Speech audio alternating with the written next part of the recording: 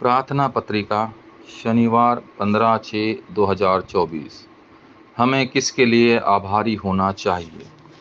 दूसरा थिस्सलुनीकियों 2:13-17। लेकिन हमें हमेशा तुम्हारे लिए परमेश्वर का शुक्रिया अदा करना चाहिए, हे प्रभु के प्रिय भाइयों, क्योंकि शुरू से ही परमेश्वर ने तुम्हें आत्मा के पवित्र कार्य और सत्य पर विश्वास के माध्यम से उद्धार पाने के लिए चुना है।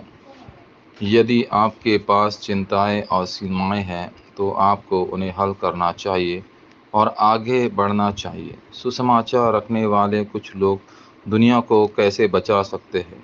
आपको यह जानने की ज़रूरत है कि नेफिलिम आंदोलन करने वाले 3 संगठनों ने दुनिया पर कैसे कब्जा कर लिया है।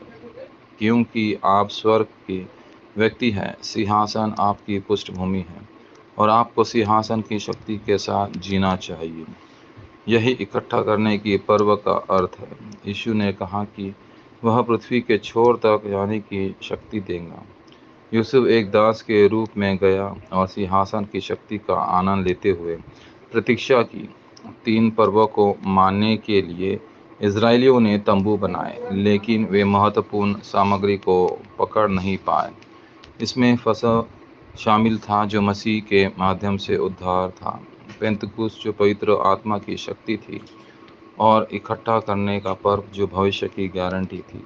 पौल, जिन्होंने इसे सही ढंग से महसूस किया, ने दुनिया को सुसमाचार सुनाया। फिर सिंहासन की शक्ति, जिसके बारे में पौल ने बात की थी, वह वहाँ से शुरू हुई। पहला, सिंहासन के आशीर्वाद की शुरुआत। दूसरा थिस्सलुनीकियों 2:13। यह आपके जीवन में शुरुआत होती है। उत्पत्ति 1:27 और 2:7। फिर वह आशीर्वाद आपकी वास्तविकता और दैनिक जीवन पर आता है। उत्पत्ति 2:18। दूसरा, परमेश्वर के सिंहासन की शक्ति जो सब कुछ बचाती है। दूसरा थिस्सलुनीकियों 2:14।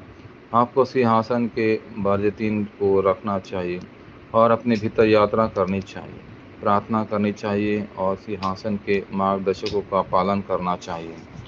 तीसरा, सिंहासन की शक्ति को जानना और धन्यवाद के साथ प्रार्थना करना। निरंतर की शुरुआत। आपको शुरू से ही चुना गया है और पवित्र आत्मा के माध्यम से पवित्र किया गया है। वचन 13। ऐसा करने से आपको मसीह की महिमा, वचन 14, के साथ साथ शाश्वत प्रोत्साहन और अच्छी आशा मिलेगी। वचन 16। जब आप प्रार्थना करते हैं तो परमेश्वर के राज्य के आने के लिए प्रार्थना करें।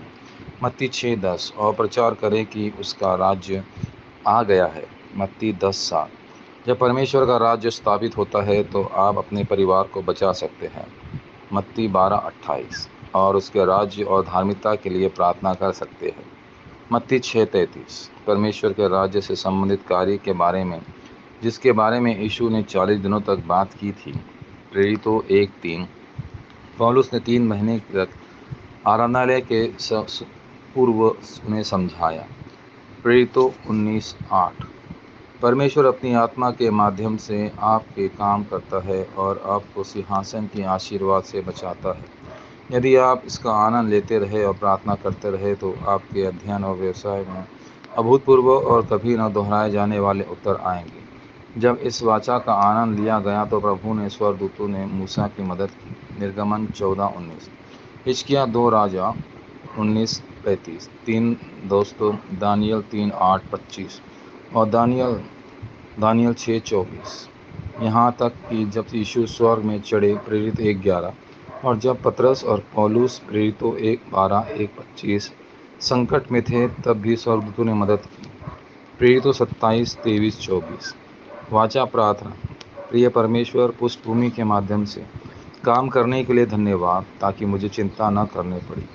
मैं आपको महिमा देता हूँ, जो एक ऐसी योजना के साथ काम करते हैं जो मेरी योजना में कहीं बेहतर है। आपको राज्य पूरी दुनिया पर आए। यीशु मसीह के नाम पर मैं प्रार्थना करता हूँ, आमीन।